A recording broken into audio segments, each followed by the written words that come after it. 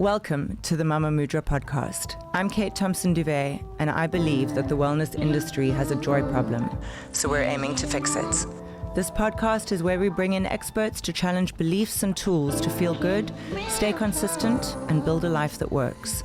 Because in this community, joy is the new performance metric. Anyone that knows me personally will know this guest that I have in studio with me today. He is my uncle, Chris Thompson, and someone that I just adore and have so much respect for. And when I was first thinking about this episode, the topic was, is discipline the enemy of joy or is it the enabler of joy? Because when I think of Uncle Chris, and I'm going to struggle to not call you Uncle Chris the whole way through. When I think of Chris, I think of extreme discipline. But then when I was discussing the episode with him, he involved Jean, his incredible wife, into the conversation. And Jean corrected me with regards to it not necessarily being a discussion about discipline, but being a discussion about passion, which I love because there is no real, there can be discipline without passion, but there certainly is no joy without passion and discipline in equal parts. So Chris, thank you so much for being here today.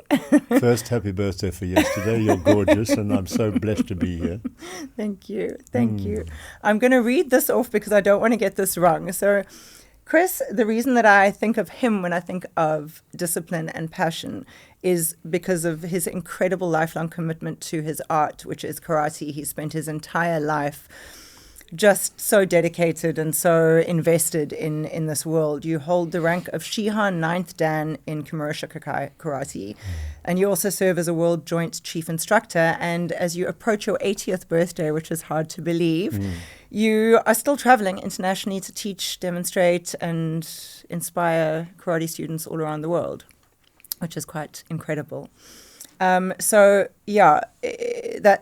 want to discuss with you is long before there was this focus on wellness and karate even was that mainstream, long before everyone was invested in longevity, way before it was as widely known as it is today. This was your life. You found your passion for it and you chose to dedicate everything to it. You were sleeping on benches in dojos, apparently, according to Jean. And, you really were studying how to optimize your own wellness and human performance at a time when it wasn't a thing. So I think that it's so incredibly interesting to talk to you about discipline and passion, because you just did it just because of how you felt about this sport that you love so much. It wasn't something that you were doing in a performative way. It wasn't even specifically with a goal in mind. You just did it because you couldn't not do it. So talk to us about how, considering you've spent your life being this focused on one thing, did it feel like a hard slog and like hard discipline to you, or is it purely that passion that's always driven you? Kate, it's I think I was very blessed to have an engagement with a lady that fell apart, came back to South Africa, opened a dojo in 1969, and it was kind of irresponsible. I was living in the dojo on a wooden bench, but I had this absolute fascination with karate. Mum and Dad were out of the country, and I could just be myself and follow exactly what I wanted without letting anybody else down. Although your mum saw me in the street and I think she thought I was a bit weird, which I was. But, I found the karate, something appealed to me, something challenged me about it, and it was just an automatic thing. And so when I was in the dojo, I wanted to focus everything on the karate. So I was living on 10 Rand a month, bench, sleeping bag, cold water, noise, vagrants in the front door. Every morning was a bit of a mess, you can imagine. But I was absolutely happy and thrilled to do it. I don't remember any difficulty. We had more cockroaches than anybody had ever seen in any one building in life. But it was just an absolute treat. And of course, then I wasn't eating enough, and so I needed to get a job at the nightclubs to look after people and be a shepherd. And then, of course, I was feeling that my health might be compromised. So I think that was the beginning of many things. But it gave me the opportunity to say, put life on hold. I don't care. And I don't care what the world thinks. I don't care about what anybody else thinks. I'm just going to do what my heart is telling me to do. So when I find other people doing something that they have a passion, it might not be financially sensible, but they've decided to do it, then I'm always with them in spirit, because who knows what it can lead to. Yeah. And then, of course, I fell in love with the possibility of representing South Africa, but I had to really teach myself almost entirely. Wow. I had a real challenge to do that, so I needed the nutrition to fuel me. And I was looking for any micro detail that I could have so that I could just gain, because I wasn't making it. I was close, but not quite. Close, but no coconut. And so I had to improve. I had to get better, and I had to. So it was really many of those things, I think, that led to what looked like discipline, but it was actually just, I think people need to make, first of all, I think everybody needs to find something to be passionate about, something, you know that, something to be excited about, and then that can lead you. And the next thing, you're disciplining yourself, but you're actually just following your joy, I think. And I mean, obviously there were sacrifices, you speak about sleeping on the bench, etc., which even though they didn't feel like sacrifices then, in hindsight, obviously you are, you can acknowledge that they were. So what do you think making those sacrifices in order to achieve the bigger goal taught you that you kept on using in life? I think a lot of people think that they have discipline. They certainly think that they have a passion for something and they are prepared to work towards it, but I don't necessarily think that a lot of people are prepared to sacrifice for it. I think, people have become quite, we expect instant gratification, if it takes too long, bugger it, I couldn't be bothered. And also they're not prepared to sacrifice now to win later. I think it sounds like you learned that without having to sort of teach it to yourself. It just happened because of how strong your passion was for what you were doing. Yeah. So do you think that was something that you then consciously put into place in the rest of your life in terms of understanding when sacrifice is needed? Or is it just something that you've always done really without thinking? I think, first of all, looking back, I think it was, if I look back and pretend it was tough, if we think of all the people in South Africa that are living in just as tough a condition as a normal everyday life. Yeah. And I think we have to always remember that and respect that. And no matter how tough things are, actually get over it and wake up. And also the respect every day for the people that we meet. We must never forget that. But I do think that everything I've done in a way, looking back, was perhaps a self-defense. Because you either prepare for the future or the future will prepare for you. And you'll either make a choice or the world will choose for you. But if you're ahead of the game, a bit like what we're coaching in the karate, be ahead all the time. And to be preparing for any eventuality so that you're safe. I'm a bit of a challenge to the family because it's constantly no mistakes. And I think we make the right choices by the minute in our life as to what we allow to come into our mind, what we put in our body, the way we treat people, where we treat other people, the way we see ourselves. We're making choices all the time. So I think that's all, to a degree, discipline. Yeah. Because it's self-preservation. It's being sensible. Yeah. Otherwise, we will pay the price. Absolutely. The one thing that I will always think of when I think about you is, everyone assumes martial arts is about fighting. And obviously, I grew up around you and it's always been your life. So I'm very aware of it. In fact, I remember trying to start studying karate when I think I was about, 3 or 4, and I was teaching you ballet in exchange for you teaching me karate. And the perception that people have of karate being about fighting. But it's so not. It's actually, karate, I think, specifically is more about knowing that if you need to fight, you can take that guy down, no problem. But it's more about avoiding the fight and actually deflecting or, trying to find a way to sort of subdue your opponent as opposed to being forced to fight. So based on that, and the analogy or, the sort of the example that sets in one's life, how do you think that has impacted your approach to things in life, to challenges and situations that perhaps could have been more confrontational, but you had that sort of restraint? Interesting, yeah. Because from what I've heard, you didn't have much restraint when you were younger. So. I'll tell you where I got the best experience was looking after other people. Yeah. If I saw somebody being bullied, As a bouncer. I can't watch. Yeah. Yeah. Not just as a bouncer. If you're driving along the road and somebody's in trouble, if somebody's being hurt, somebody's being abused, I can't watch. Yeah. And so you would get involved to help them, which was great for practice because, the more you look after people, the more chances you get. Shut, that guy's coming again. He's practicing for a tournament, damn it.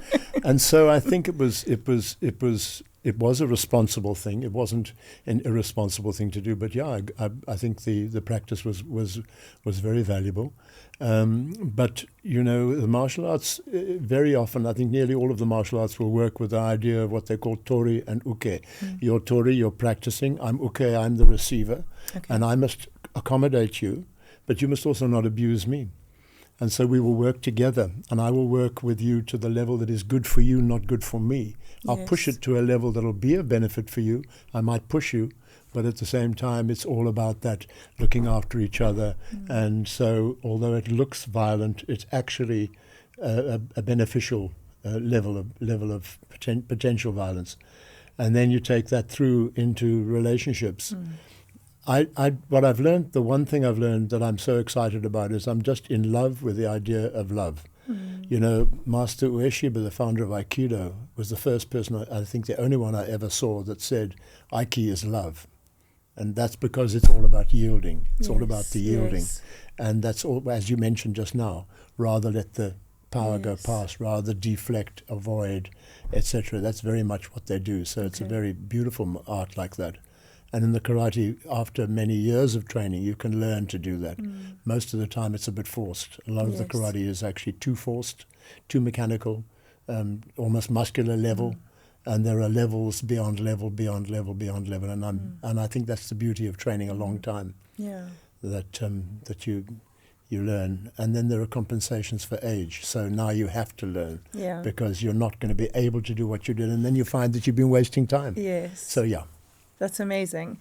You, as you said earlier, became very interested in nutrition and, wellness and making sure that you were taking the best care of yourself in order to improve your performance to represent South Africa way before it was as big as it is now. So what did that study of your own body, but nutrition and wellness and everything, what did that teach you in terms of how sort of your lifestyle? I would imagine you were way ahead of the curve. I mean, I know, just your way of eating and the way that you do, the level of consciousness you have with regards to what you put into your body. What has that sort of taught you in terms of nutrition and lifestyle outside of the dojo? And how has that affected your way of life and what you've taught to family and, grandchildren? The early days, the pioneers the only pioneers I knew of was a company called Rodale. And Rodale were saying things that nobody else was taking note of, which they're making more and more of a fuss of now, 55, 60 years later. The pollutants, all of the bad stuff, and all of the food industry and how they're taking advantage of the world in that way. But I was looking for any micronutrients. I went to the health shops and I found this form of yeast and that form of molasses and this and this and this and this. And I was putting together concoctions. But again, I was looking at the labels and going, okay, there's even more here. That can maybe just help me to be 1% better. But I think the secret of the nutrition for me now is that we should avoid the load that food can put through your body. Everything we put into our body is to a degree a load. It's either a plus or a minus, and of course the body can cope to a degree. It's a marvelous coping mechanism, but eventually it's going to add up. So that whole bioavailability of food, what you're eating, how long will it take to digest? We're over-consuming. All of those things, and of course now the microbiome is becoming so important. We got involved more than 30 years ago with health products, and that's been a boost for us. But again, that science is evolving, and the tailoring to individuals. I saw that Jean said you posted something about this individual, which Herbalife has just bought. I mean, incredible. We're all individuals. We're all special, unique, individual human beings. But it's difficult to know what to put through the body. So if in doubt, It's that reduce the load Yes. and just try and make it easy for the body, Yes. so that you can have the energy Yes. for your cells to thrive. Yeah. Yeah. I mean, it kind of leads from the nutrition into the self-preservation. Jean also mentioned when we were discussing today's episode how, you were always, like years ago, very conscious of when you had to travel a lot, how is the travel going to affect you? How can you make sure that you're traveling in a way that's comfortable enough that you can still be at optimal levels when you land, et cetera, which I can just imagine the situations she must have had to deal with on route traveling with you.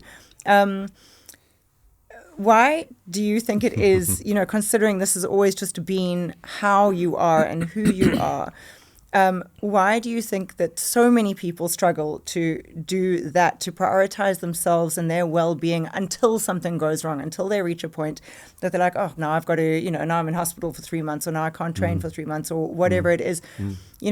What do you think it is, and how, probably the bigger question is, how would one try and change people's mindsets to understand that to be like you in the year that you're turning 80 is not something that you start at the age of 78. It's something that you start in your 20s or younger. Very true. And why the hell don't more people prioritize that from when they have the time? Yeah. How do you change that mindset? It baffles me often. Yeah. I think everybody's trying to survive. Yes. Life is a challenge. I think it's what people are investing in. If they're investing in their pleasures, if they're investing in their careers, in their jobs, and they just can't cope. And so they are just taking anything for fuel to go through the day. You've got to understand, and we have to appreciate that. The challenge is, of course, you get behind, and if you're behind, you're in trouble. Yeah. To get back to the norm is not easy. A very beautiful Frenchman many years ago said to me, "You never fall behind." He was an incredible specimen. And you must never get behind, especially when you get older. Don't get behind. So if you are getting behind, you need to catch up as quickly as you can. And so I think we have to just say that people don't maybe understand what they're doing, or they're doing it because they don't feel they've got a choice. But of course they have got a choice, and it's not actually difficult. Yeah. It's just new habits. Yeah. It's just make something. For example, somebody is overweight. You make the result you're looking for more attractive than the taste, and that's a mind change. Yes. You just make it more attractive, and you fixate on how wonderful it's going to be to improve, and then you'll be making. Then that will make the choices for you. Yes. This is our intention machine. Yes. Our intentions are so powerful, but you need to clarify the intention and then just follow that thread. Like put the hook out there and just go towards your aim, and I think then anybody can change. Yeah. And then it's also just minor changes. Which again sounds on principle like discipline, but ultimately you've got to find the passion for wanting that end result in order to keep yourself, sticking with it. Yeah, but I guess one can paint a picture that is, we all move away from pain towards pleasure. Yes. But then you need to say what pain is coming for you. So Yes, the inconvenience of yes. doing the training or changing the habit Or the disease is a pain, but it's a minor pain. Yeah. So shift your mind, Yeah. get to what is potentially in store for you, and really abhor that, and then come back. And I think the choices can be much easier. Yeah. But I think once again, people are just wanting just to trying to get survive by. and Yeah. wanting to be kind to themselves so Yeah. they can, get up and do it again. Yeah. You, as we've said, are approaching 80. I hope we're having a January. huge party, just Yeah. by the way. Thank You're still teaching around the world. You still travel all the time. You're still such an inspiration and an icon to so many people, and so many people look up to you. How have you remained relevant? I mean, obviously your credentials speak for themselves, and in your world especially, I remember walking around with Dad when he was still alive and having everyone stop and be like, oh sensei, and he was, he wasn't even in the karate world. It's a very respectful world in terms of the people that have been doing it for a long time. But still, how have you remained relevant and also avoided becoming too fixed in your thinking? Because I would imagine the worlds have changed, quite a lot since you started. And And how have you remained relevant, but also engaged and evolved enough to still be able to relate to the 20-something students that you engage with? I've been blessed that I've trained with some of the very best people in the world, and in different disciplines. I'm graded in 3 different styles, but the teacher that I fell in love with in 1971 had been taught by a man who was challenging the norm. He had a research institute, and he was looking after the past, respecting the heritage, but at the same time challenging the norm and looking at different mechanisms with the body to test the body and see what was actually happening, which of course has been carrying on in all the different disciplines since then. But because he was challenging, then my teacher was also challenging the norm and expanding understanding and discarding certain things that most people are still following, and saying this is a better way. And so that history, and then of course 30 years ago he passed. Yes. And so it was then up to the 4 of us that were asked to lead the group to then carry on the research. And so the stimulus is to say that there is no limit and we must keep looking. A bit like Krishnamurti said, freedom from the known. Yes. And so that's what we've been doing as a group. And then what my great teacher said was, in an interview once, was, I am responsible to my students. Somebody thinks you have knowledge and they buy into you. You can't disappoint. You can't disappoint, and you cannot let them down. Yes. And so you're constantly making sure that you're giving them the absolute best you can give. You have to stay on which top means of your you've got to game. stay open and on top.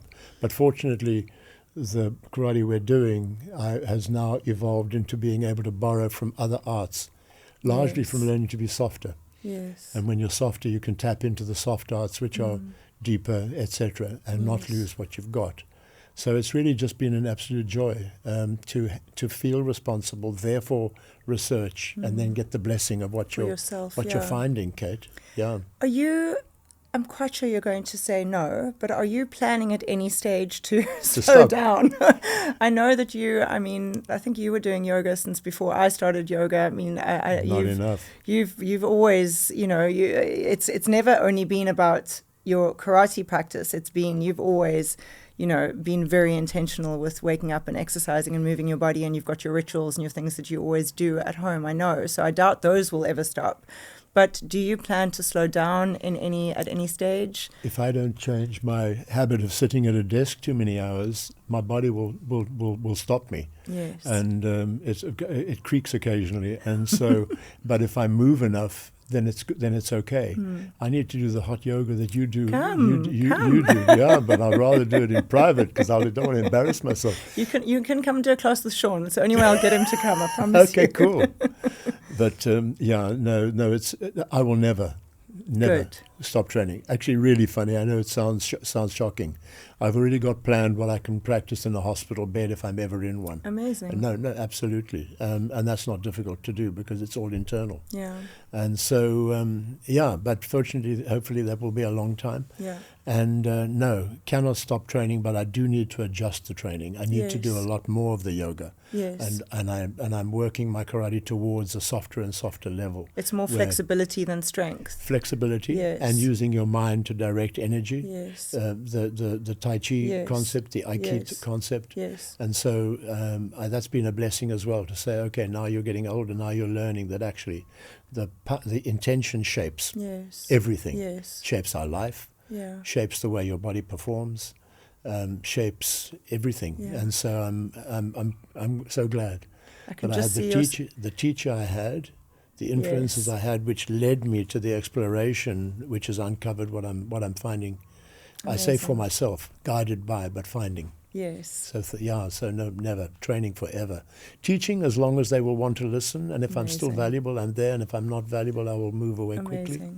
Yeah. Good. Yeah.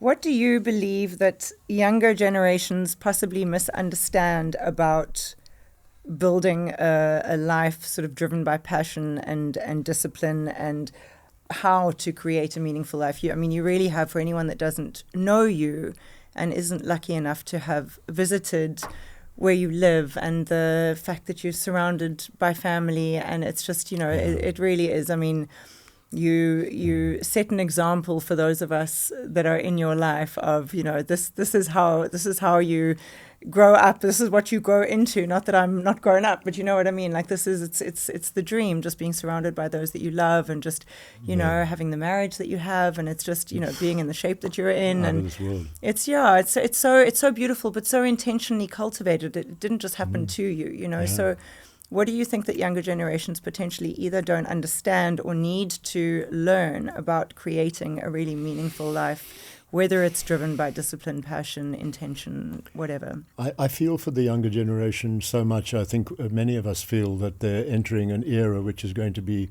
potentially very challenging. Changes are happening that are perhaps going to be wonderful, but I think we are venturing to a degree into the unknown. And I think the youth have got the passion. If they find something that turns them on, whether it's a video game or whatever it is that does turn them on, they can be so focused. And God willing, they find something that can endure. That's the beauty of finding something like a physical art, no matter what it is. I mean, if we look at the surfers, they become totally obsessed. And obsession, I think, is a wonderful thing, a healthy obsession. And I think they should healthy obsession. And then they should be guided by and put in the things that turn them on, but to find a healthy obsession. Because when they are obsessed, I'm sure that they can be as disciplined, focused, passionate. They can be everything they need to be. I mean, it's the upside of addiction. It's kind of like it's the equivalent of, it's a mental craving of something that you love. But if it's good for you, my God. Yeah. And then I think everything in life, the good old word balance. There's always got to be the balance. And no man is an island. So so if the young people, the other challenge at the moment I think is so sad is the social media, which is basically lying to people. It's a misrepresentation of the truth, and the kids take it as if it is true, and then they expect things too easily because it looks like it's easy. And so all of those aspects, I think, are the challenge. But I think also the youth are starting to see through the whole facade. And I think we must just have faith in the fact that they'll either learn from learning or they'll learn from the school of hard knocks. But they'll learn, they'll survive. And God bless them because they are the future. So. Yeah, absolutely. If someone listening is feeling overwhelmed or really stuck on their own journey, and watching this is taking inspiration out of, someone looking at really having put a lot into creating the life that they want to be living, where would you suggest, what would be like the one thing, whatever it is? One thing is probably too simple, but like what small changes would you suggest they make that are potentially going to have an exponential impact on their lives?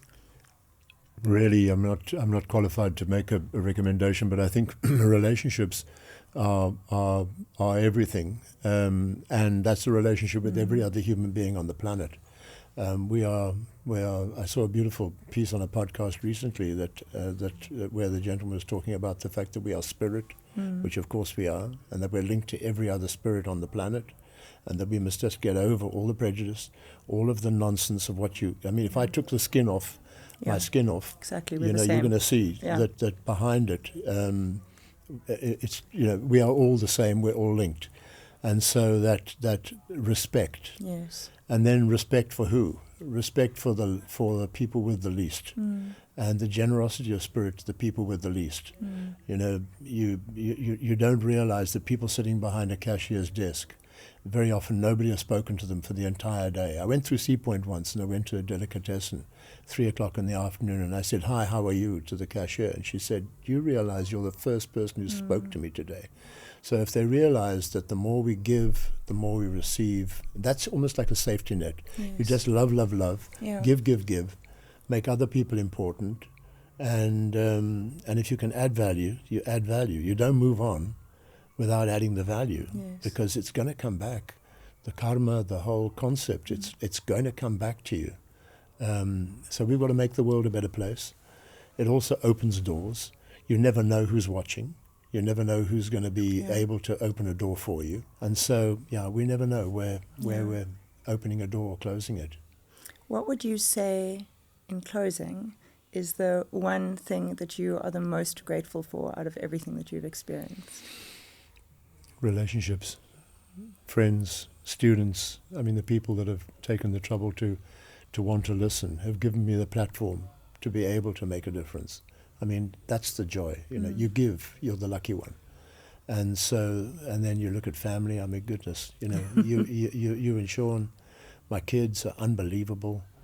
And then, you know, we have to finish with the most important person. That's Jean. You know? Yeah. I mean, she's a diamond. She's incredible. I mean, she's an absolute blessing. So yeah, you don't get better. Thank you. Beautiful. Thanks, Thank Kate. you so much. Thanks, Kate. For everyone listening, I wish that you got a chance to meet this man, because he really is just the best of the best. And I'm so grateful for you to be here, because I really and not just because you are my family, and you know, I think outside of that, you really do. You live such an intentional, beautiful life, and it genuinely is such an example to everyone that knows you. So thank you for giving us your time and trying to give a little bit of that to everyone listening. I appreciate it so much. It's a privilege. I don't see you enough, so thank you so much for allowing me the time. We're going to have to record lots of episodes just so we can hang out. Thank you, Kate. Thanks, my sweetie. Thank you. Thank you. If this episode shifted something with you, share it with someone who needs it. Because the wellness industry doesn't change from the top down, it changes through conversations like these. So like, subscribe, and stay close. We're not chasing wellness anymore. We're redefining it through joy. See you next week.